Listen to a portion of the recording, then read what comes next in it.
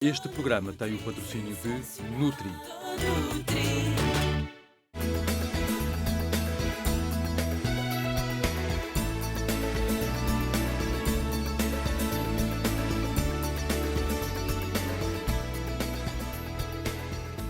Estima-se que cerca de 2 a 3% da população mundial manifeste sintomas de perturbação obsessiva-compulsiva. Quando é que passamos da mania à obsessão? Há quem viva com a mentira e minta compulsivamente. Há quem tenha obsessão pela arrumação. No Viva Saúde de hoje vamos descobrir como é que se manifesta esta perturbação e de que forma é vista pela sociedade. Para isso, temos connosco o Dr. António Sampaio, psiquiatra. Bem-vindo, doutor. Obrigado. O que é a perturbação obsessiva-compulsiva? É uma perturbação que justamente tem imenso a ver com o nome, porque muitas perturbações não têm nada a ver com o nome. Esta perturbação tem a ver com uma obsessão. E o que é uma obsessão? É um pensamento, ou uma ideia, ou uma atitude que se torna para o indivíduo muito incómoda e que tem a necessidade de a neutralizar através de justamente qualquer coisa que se chama a compulsão. Ou seja, por exemplo, se eu tenho a ideia que ao abrir uma porta fico contaminado com os micróbios ou o que seja que estão no puxador da porta e que aquilo me vai fazer mal, embora eu saiba o absurdo da situação, essa ideia não me deixa, esse pensamento não me larga, eu tenho que ir mais ou menos assim com a mão até ao próximo lavatório, desfazer essa ideia. Está claro que quanto mais forte for a obsessão, mais forte tem que ser a compulsão. E pode não me chegar uma lavagem, conheci pacientes que faziam 16 lavagens consecutivas. Como, aliás, a ideia de uma ideia obsessiva do assento no medo da minha fragilidade na verificação da porta de casa pode-me levar a levantar-me de noite e a verificar a porta muitíssimas vezes e ter até, para que eu não volte a verificar a porta, associar a isso rituais. Por exemplo, eu vejo a porta e depois dou 3 pancadas. Para eu chegar depois à minha cama e dizer, não, eu até dei 3 pancadas e, portanto, é porque verifiquei. Mas será que dei as 3 pancadas e não verifiquei bem? Bem, e depois aquilo começa a germinar e o indivíduo começa a ficar ansioso. E depois é justamente nesta luta entre a ansiedade e a compulsão que não compensa. Se eu hei de estar aqui a noite toda, mais vale lá ir outra vez. E isto torna a vida um inferno, porque depois isto apanha muitas esferas. Claro, em cada indivíduo apanhará uma esfera mais forte do que outras, mas que leva a que se perca muito tempo e, sobretudo, o pensamento seja dominado por qualquer coisa que é doentio, não produtivo, não, estéril, porque daqui não surge nada. É um pensamento dedicado a qualquer coisa que não leva a nada, não leva ao meu crescimento enquanto pessoa, não leva à aquisição de conhecimento, não leva a coisa nenhuma. E, portanto, isto era para lhe dizer a definição da doença obsessiva-compulsiva. Estes pensamentos são pensamentos muitas vezes descritos como parasitas, porque não têm a ver com a pessoa. Por exemplo,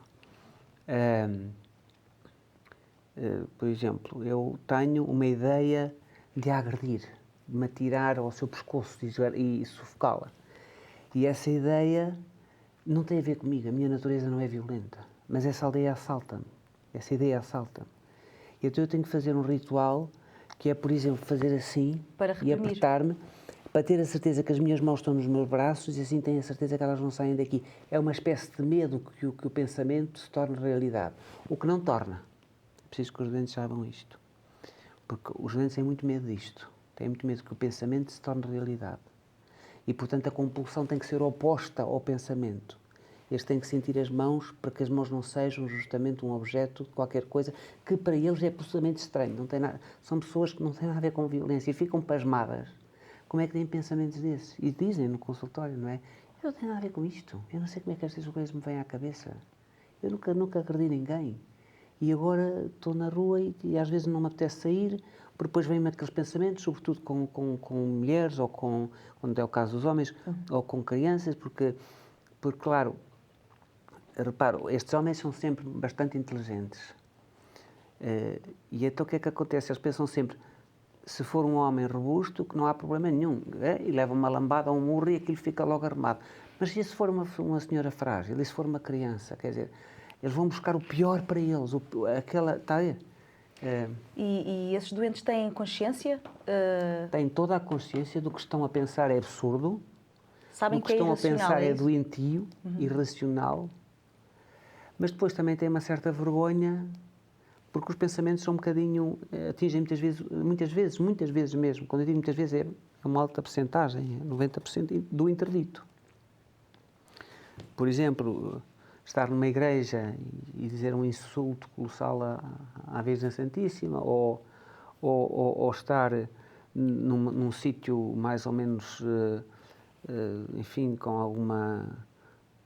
alguma formalidade e olhar para os genitais de quem está presente, esse tipo de coisas são sempre coisas proibidas e do interdito, que invadem estes pensamentos do indivíduo sofredor, que depois tem que fazer um esforço muito grande para, com outros pensamentos, por exemplo, rezar interiormente para que o pensamento saia. Está a ver? Sim. Há variantes disto que são absolutamente normais. Por exemplo, eu posso estar a falar de um tio meu que está com Alzheimer e dizer assim, o diabo seja cego, surdo e mudo. E, portanto, este pensamento levou à compulsão. Agora, como em tudo, em medicina, tudo é uma questão de quantidade. Isto Tem a não ver com repetição.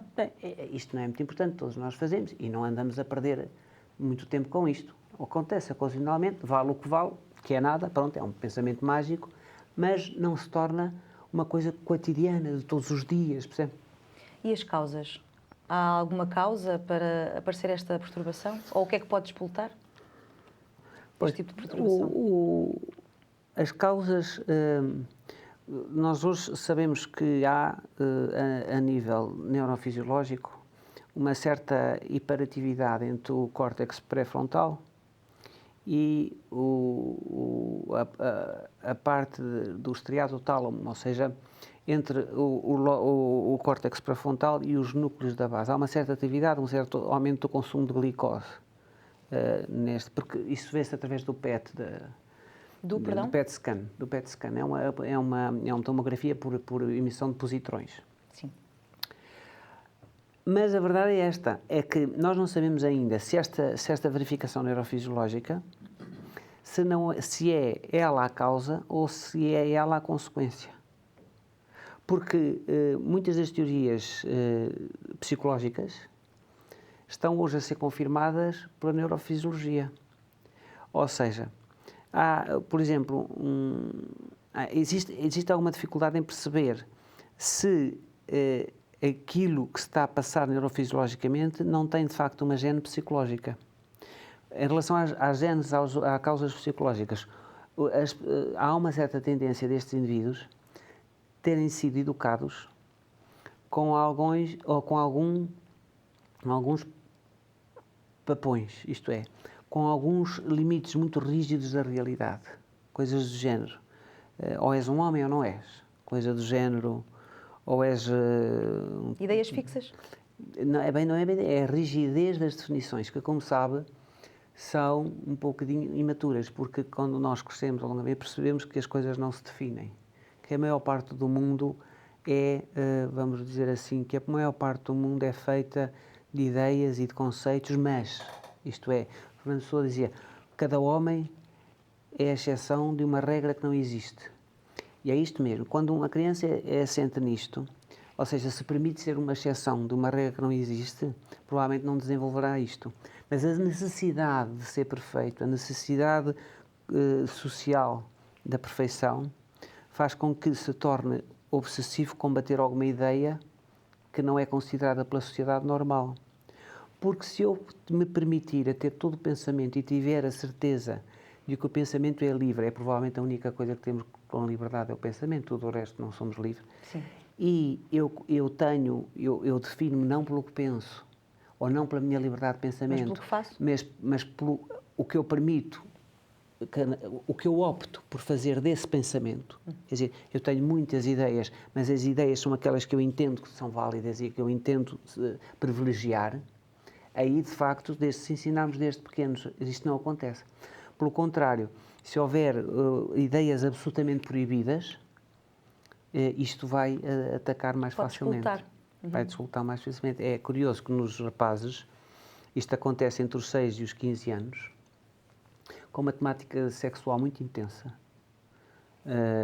no sentido do que é proibido e do que não é permitido, justamente levando a lavagem das mãos, a lavagem do corpo durante horas, uma sensação de sujidade do corpo, no sentido que emana de um pensamento que se teve, que não era de todo permitido, ou pelo menos para ele não é permitido, da educação que teve rígida.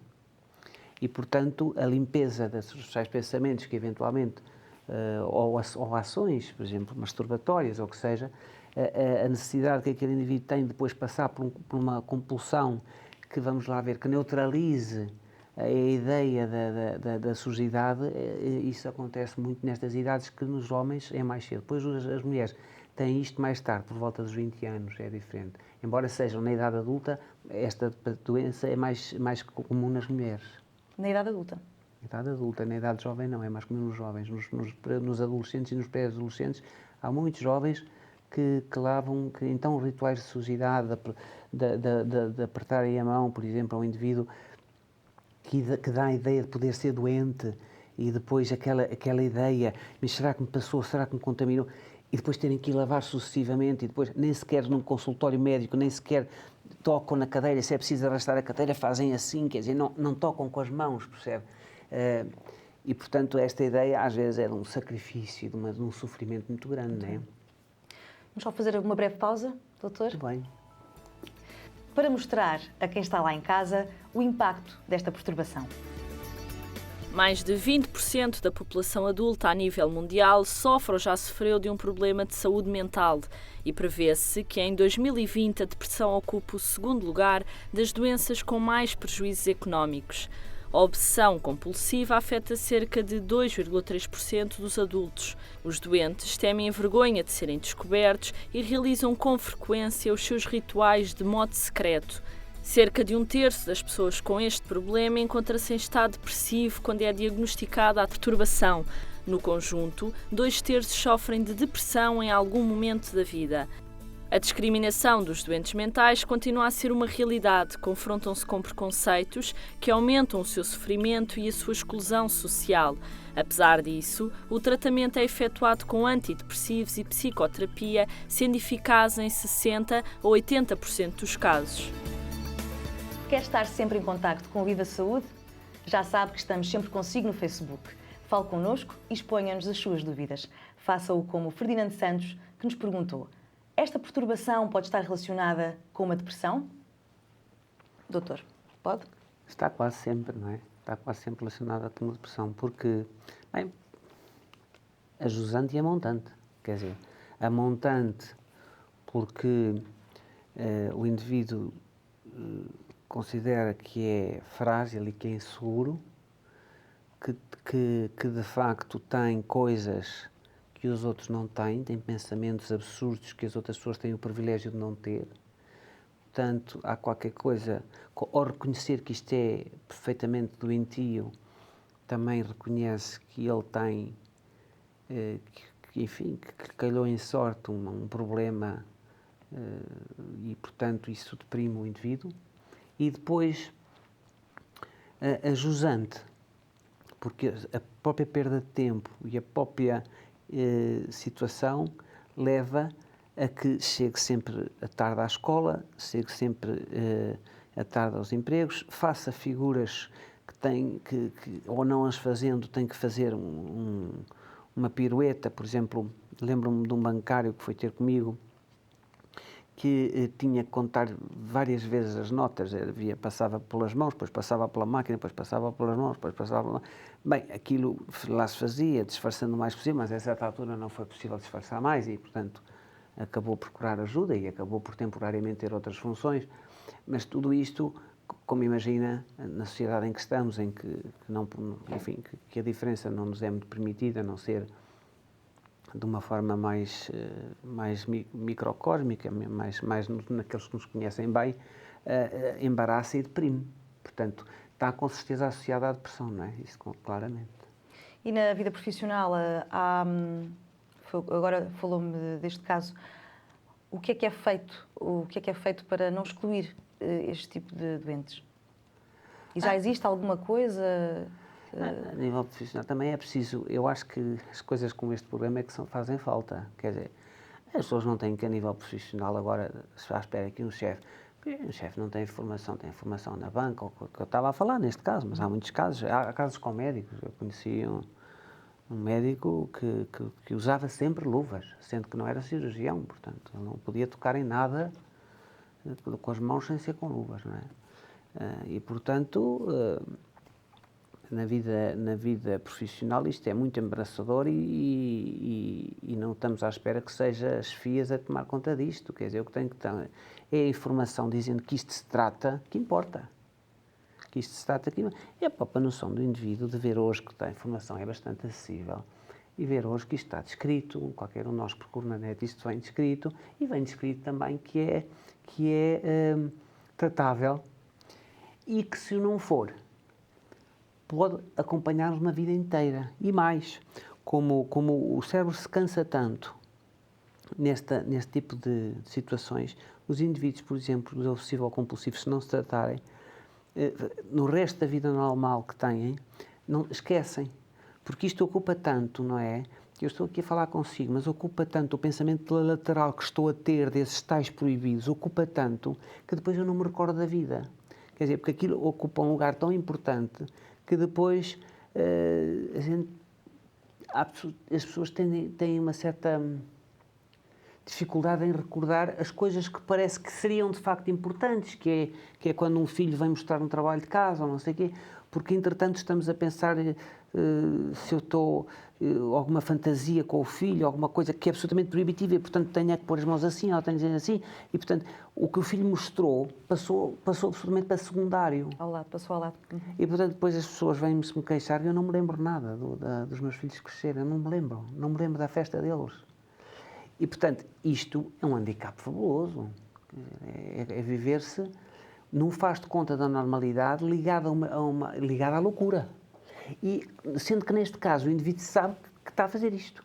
E, curiosamente, há muita gente que não pede auxílio, porque tem vergonha. Vergonha? Por exemplo, acham que se me disserem eu tenho um pensamento de violar uma pessoa, pensam que eu por exemplo, um dos meus colegas quaisquer, que pega na pessoa e o mete num hospital qualquer, a fim de uma camisa de 7 varas. Que não é nada disso. Evidentemente, nós temos toda a noção que estas pessoas nunca passam ao ato. Quem passa ao ato são os psicopatas e a origem é outra coisa muito diferente. É uma outra coisa, que não tem nada a ver com isto. Isto é uma coisa que antigamente, quando havia neurose e psicose, isto é uma neurose. É a dúvida. Os franceses chamavam esta doença, nos tratados clássicos, la folie du doute, a loucura da dúvida, que é deixei ou não deixei a porta fechada, fechei a torneira ou não fechei a torneira, apaguei as luzes, fechei o gás, tudo. Estas pessoas são pessoas que, e depois disto tudo gira acerca da sua classificação, isto é, porque, por exemplo, se virem com uma pessoa, faz-te conta que a gente vivia juntos, eu digo à Rita, Rita, vai-me lá ver a porta. Quer dizer, eles não confiam neles, então delegam. Porque eles já sabem que têm que ir lá 3 vezes e 4 vezes, então passam, não é? Mas depois também tem outra coisa, é que também têm um certo perfeccionismo e pensam, ele é que vê bem. Primeiro é que sabe que isto é de facto um sofrimento muito grande. E alguns jovens já pedem muito auxílio e conseguem perceber aquilo que eu disse há bocado, que é muito importante, que é o nosso pensamento pode ter as ideias todas que quisermos, e um homem é grande nisso. Agora, temos que ter segurança em quem somos, nos valores que defendemos, e pronto, e portanto não somos exatamente, também somos mamíferos, mas não somos caracterizados por ser mamíferos. Evidentemente que um cão tem uma ideia qualquer de abocanhar, a bocanha tem uma ideia qualquer de acasalar, nós não, temos essa parte que existe. Uma racionalidade. Que existe, sim senhor, que existe, que é instintiva, mas outra muito maior e que faz muito mais parte do homem, que é aquilo que considera para si os seus valores e ter um comportamento adequado. Isto é tão fácil de transmitir. Quer dizer, não ter medo dos pensamentos, mas ter a segurança de que os domina, não é? Nos atos, não é? E no que é que consiste o tratamento? Nesta perturbação, o que é que pode ser feito? Há várias abordagens. Evidentemente que hoje é consensual no tratamento deste tipo de situações que a união entre a psiquiatria chamada biológica e as psicoterapias é que tem bons resultados, não é?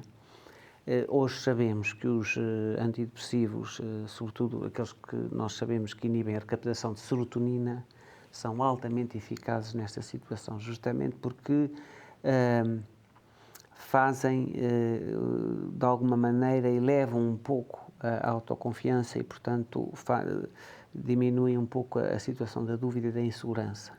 Também sabemos que a psicoterapia, mesmo do ponto de vista analítico, é positiva, e outro tipo de psicoterapia, que é a behaviorista, a comportamental, no sentido de treinar a pessoa com o apoio. Diz, não, agora tu vais pôr as mãos no braço da cadeira e não vais lavar. Pronto, eu estou aqui ao teu lado e não vais lavar. E esta ajuda que nós precisamos do outro em sigilo profissional, não podemos andar agora na escola a pedir a alguém que nos faça isso. Em sigilo profissional é muito útil. E sentimos-nos gratificados por termos conseguido. Porque o homem tem esta coisa, gratifica-se quando consegue vencer as suas próprias limitações. Isto é muito bom. E, portanto, este prémio que dá a si próprio de vencer barreiras que lhe pareceram difíceis é muito positivo. E é por isso que a terapia comportamental não, é muito importante nesta situação. Mas cá está, nós não temos hoje soluções. Temos uma multidisciplina da abordagem é que leva a uma eficácia uma eficácia no tratamento, não é? E pode desaparecer esta perturbação? Pode desaparecer, sobretudo com a maturidade bem conduzida, porque, como digo, esta situação é muito baseada em pensamentos mágicos, em pensamentos que fazem muito parte de uma certa infantilidade. Existe uma diferença entre mania e obsessão? Esta perturbação? A mania em psiquiatria quer dizer outra coisa muito diferente. Sim. A mania em psiquiatria quer dizer a euforia da chamada doença maníaco-depressiva, que tem partes depressivas e outras partes eufóricas. É mania, aquilo que me falou, aquela linguagem comum, a mania, que é uma mania por colecionar selos ou uma mania por outra coisa qualquer, é diferente. Não tem a ver com rituais? Ou tem também? Pode ter a ver com rituais. Os rituais existem na espécie, porque há crenças e há coisas que se levam a rituais. Mas cá está, não são limitantes da qualidade de vida, não é? Eu lembro-me quando era pequenino, a minha família é oriunda de Mursa, e havia umas coisas que eram as alminhas, e havia depois a igreja, e quem passasse pelas alminhas ou quem passasse pela igreja benzia-se. Não sei se considera mania ou não, mas quer dizer, são coisas que fazem parte da tradição dos povos e que não têm nada a ver com a doença.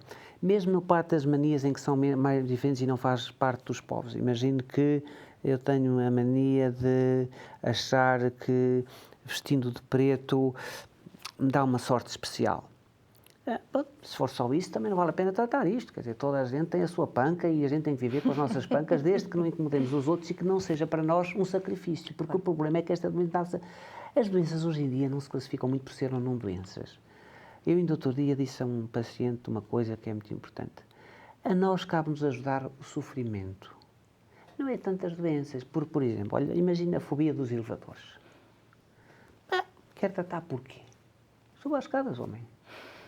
Evidentemente, não é? Há coisas com que a gente pode viver. Sim. Quer dizer, não é preciso também tratar tudo. Nós temos todo o direito a ter umas pancas. Se há alguma panca até nos faz andar mais, então vai. É mais saudável, é uma panca saudável, digamos assim. As coisas só devem ser abordadas não por serem doenças. A fobia vem no classificação internacional das doenças. Mas a fobia, por exemplo, é uma fobia a uma aranha ou uma fobia a não sei o quê. Uma pessoa vive na cidade, quer dizer, é tão raro encontrar uma aranha que, de facto, não vale a pena fazer grandes tratamentos. Mas, no entanto, vem lá na classificação internacional das doenças. Os médicos têm que se interessar, sobretudo, e a pessoa tem que se interessar, sobretudo, por aquilo que gera sofrimento, não é? Porque aquilo vem no livro internacional das doenças e então tem que se tratar. Não. Há coisas que de facto nem sequer devem, só se houver sofrimento, está a ver? Sim. Mas, mesmo assim, apesar da sua abordagem, que eu acho que a sociedade ainda hoje vê este tipo de perturbação como loucura. Não, este que falamos, sim, lá, a tal folie du doute, não é? A loucura da dúvida, isso sim, mas não na mania. Mania, nós todos temos amigos que têm umas certas manias e respeitamos perfeitamente. E depois, claro, se a pessoa tiver uma mania um bocadinho bizarra, não a vai também expor a não ser aos seus amigos mais próximos, não é? Na sociedade, no que diz respeito à perturbação obsessiva-compulsiva, de facto, há uma certa incompreensão, porque um pai que vê um rapaz adolescente a passar 2 horas no banho, não é? Tem uma certa incompreensão, e depois ele não lhe fala porquê. Primeiro porque os pais não são nossos psicoterapeutas, e depois porque falar não sei o quê que só se sente limpo debaixo d'água é uma coisa que o rapaz sabe logo que os pais vão dizer: tu estás maluco. Portanto, há um tempo que ele tem que se adaptar à ideia de dizer aos pais, mas já no sentido ajudem-me, ou já no sentido para arranjem ajuda. E esse tempo ainda demora, porque que até lá as pessoas acham que há qualquer coisa de muito estranho. Isso acham, mas isso até certo ponto, não ao ponto da exclusão, mas até certo ponto é bom para levar o indivíduo à ajuda. Vamos ajudá-lo. Quer dizer, porque se nunca virem nada e se nunca estranharem nada, como é que fazem, não é? Claro. Isso também, até certo ponto, não tem mal haver uma certa crítica, porque estes doentes não são os coitadinhos, não é?